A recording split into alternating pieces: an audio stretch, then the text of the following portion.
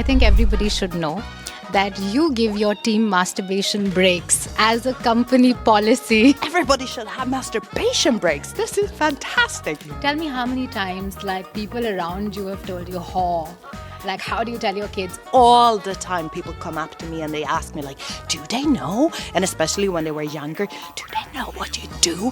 What is the difference between ethical that you make and the run-of-the-mill?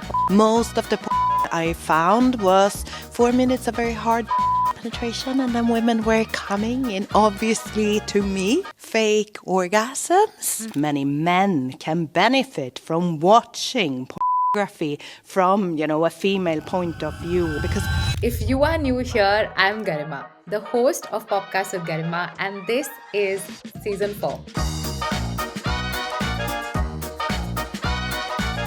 Oh, and a big shout out to rollercoaster.health.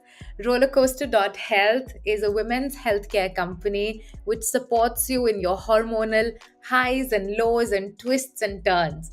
Thank you, rollercoaster.health. I had the privilege to attend Erika Lust's Come With Me tour in London, and let's get to the episode. There's a big surprise in this video because I also speak to my all-time favorite. You will see who. You know what? Porn isn't just entertainment. It shapes how we perceive intimacy, relationships, sex. And Erika's work shows there is a better way. It's not about hiding sexuality. It's about celebrating it in a way that's empowering and inclusive. Please share this video. Let's have a conversation about what intimacy could and should look like. And naughty America, take notes. Hello everybody. Erika, welcome to Popkast with Garima. So glad to have you. We are in this iconic cinema, Rio Cinemas from the 1900s. Tell me the transition from Erika Hultquist to Erika Lust. oh my God, that's a long story that started many, many years ago. It even started before Erika became Erika Lust. It started with a young Erika, very curious to get to know more about, the world we live in, sexuality, what I liked and how I identified, etc. And as many young people, I was watching pornography. And I felt that I had a hard time to identify with it, to relate to what I was watching, and that I had this kind of mix of complex feelings. My body got turned on by these images. I liked the idea of looking at something. I was looking for inspiration. But then it felt like it was so from a male perspective. Almost all of it was kind of around the men and their sexuality and their arousal and their ejaculation. And women were hardly getting any real attention and real pleasure. Most of the I found was 4 minutes of very hard penetration, and then women were coming in, obviously to me, fake orgasms. And I missed out on all the clitoral stimulation. So I started to tell myself, oh my God, there must be a way of making pornography, making explicit media, but from a female point of view, from a point of view where, a person like me who adores cinema and who love, art and beautiful photography, cinematography, great, locations and makeup and wardrobe and characters and narratives and stories. Where can I find my kind of porn? And it was really hard to find it, so I ended up making it myself. That's how women do it. When you don't find it, you take the matter in your own hands. In your own hands. Now literally. You take the matter, the pleasure, you take the... Literally. The power is in our hands. You studied gender studies. You're a feminist icon. The porn that you make is ethical porn. It's gorgeous. It's aesthetic. It's vulnerable. Tell me about the process.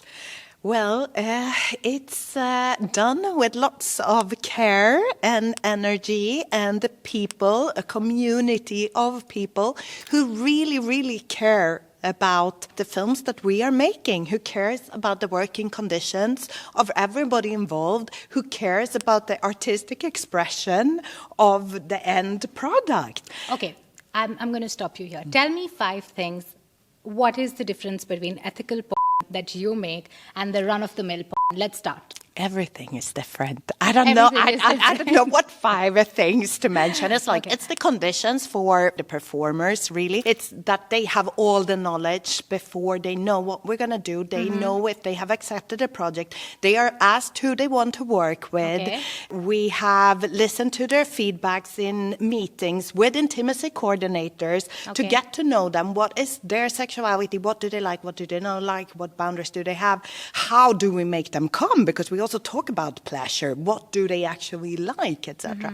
So working conditions, performers is a key element. But then it's also the artistic work by the whole team behind the camera. I always say that when we talk about feminist porn, which is a complex concept for many people. They don't really understand what it is, but it's about representation on screen. How do we show people? How do we show power balances? How do we make sure that they feel included in the work and that it's not only a fetishization of who they are, who, you know, their bodies or their backgrounds or their ethnicity or etc. That they feel that this is a great representation. And then it's about participation. Who's behind the cameras? Who's working on this? And in my case, the team is, I would say, 85-90% women, non-binary people, queer community, people who didn't really have the opportunity before to tell these stories. And now they are making them, and they are making the decisions. You spoke about your team, and I think everybody should know that you give your team masturbation breaks as a company policy. It kind of started as a little joke a few years ago, and then it became bigger and bigger and bigger and bigger. Sorry for my health. But what we were talking about and what we were identifying really was kind of a mental health issue in general after COVID, that people, you know, have a need for happiness in their lives. And one of the things that gives people happiness is sexuality. It's, you know, orgasms, it's stimulation, it's a good time. It's being in contact with yourself and your body. So then we started to talk about this, that everybody should have masturbation breaks. This is fantastic. That's how we could get the whole staff happier. Oh my God, this is the best company to vote for. I think LinkedIn should make a note of that. The best company to work for is Elle Cinema. Erika Lust Seema. Amazing. Tell me, how does what we see in the regular traditional porn, how does that affect real relationships in bedroom? Because there's so much vulnerability, it's awkward moments, it's not like perfect, you get the shot and it's done. Well, I think that all people, when they watch porn in general, and we all know that most people are watching the kind of online tube site porn that's out there, they have very little actually media skills to kind of unpack what they are looking at, and then what they do is reproducing in their own lives what they have seen on the screen. So what I'm trying to do is to change that narrative. So instead of seeing these scenes that are very male-dominated, where women, you know, are in a position where they are pleasing the men, I'm trying to show you sexual content and sexual situations with a bit of a narrative where you can identify into that sexual dynamic that is going on. And I think that many people can learn from those experiences and also learn from how performers are communicating with each other on screen, and then starting reproducing those patterns in their own bedroom. I especially think that many men can benefit from watching pornography from, you know, a female point of view or the female gaze, because they can learn some real stuff about women and women's bodies and women's pleasure. And in the end, they're going to end up having a much better sex life with their partners. Yeah, I think there's equal amount of pressure even on men, which mostly isn't spoken about in the traditional narrative, because you think, you know, this alpha male narrative where you expect the man to know everything. But also at the same time, like, women are used as tools of pleasure, right? Without people or their partners knowing about their own pleasure. Yeah. Okay, tell me one last thing. Why should somebody pay to watch porn when there's enough porn free of cost online? Well, that shouldn't even be there in the first place. That's my opinion, because I think that we need to see porn as an industry where people are working, real people with real lives, with kids and apartments and school costs, and that they need to buy their food, etc. They obviously need to get paid for the work that they are doing. We should pay for porn the same way as we're paying for Spotify, we're paying for streaming services, we're paying for media, even for newspapers that we are reading, we are making subscription. That guarantees quality, it guarantees that the people who are involved are being taken care of. So it should matter to all of us. Yeah. I think there are some smart 600,000 people who have subscribed to your content. And if anybody is listening, pay to watch your porn. Know the source, read about the director, know about behind the scenes. I think that's what you always say. It's very important to know who's shooting, in what conditions. So you make sure that it aligns with your values, with what you are looking for in your porn. Because I think that too many people today, they masturbate not because they want stimulation, but they masturbate kind of to quiet their anxiety somehow.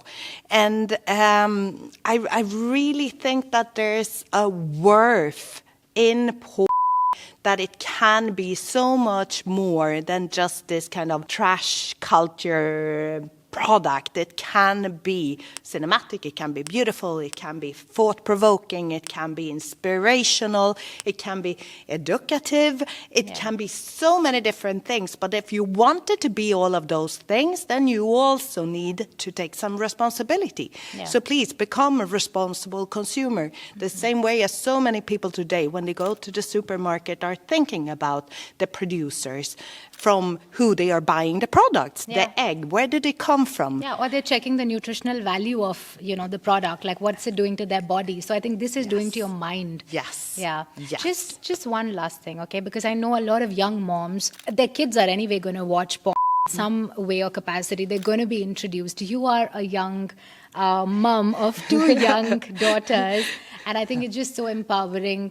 Tell me how many times, like, people around you have told you, like, how do you tell your kids? I mean, that happens to me all the time. I have a daughter who's 14 and a son who's 17, and all the time people come up to me and they ask me, like, do they know? And especially when they were younger, do they know what you do? Like, what I do would be such a big secret that I should feel ashamed about. I don't feel at all ashamed about what I do.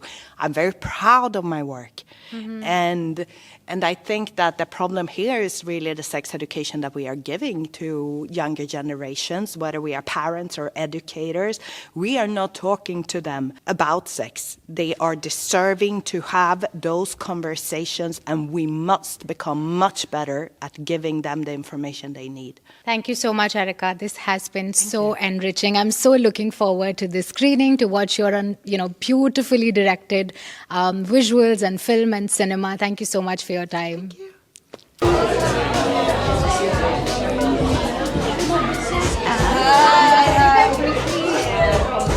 Thank you so much. So nice to see you. Yeah, really good to meet you. Likewise. So excited for the event.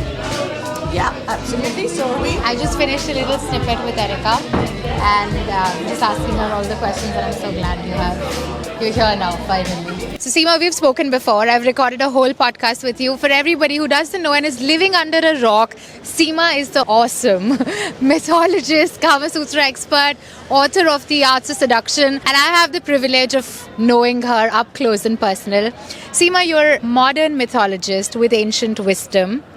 What is that one tip from the ancient times that still apply today? Stories are always relevant. It's all about how you tell them and how you interpret them. I think stories never ever become irrelevant. Okay. If Kamasutra were written today, what's one thing it would include that wasn't maybe relevant back then? I personally think that it has everything there, but I will go back to my previous thing that I was saying. It's all about how you interpret it. It has everything that we needed to have. Maybe it would have different terminology. I think it would have different words which would make people find it easier to understand it. But the content on pleasure, which is the basic idea, pleasure, is all there. And it tells you how to access that pleasure. Okay, we were here to watch ethical porn, some wonderful porn. Millions of views are on porn. Films wherein it's disturbing content, it's abuse, it's violence, and of course this one was very aesthetically pleasing.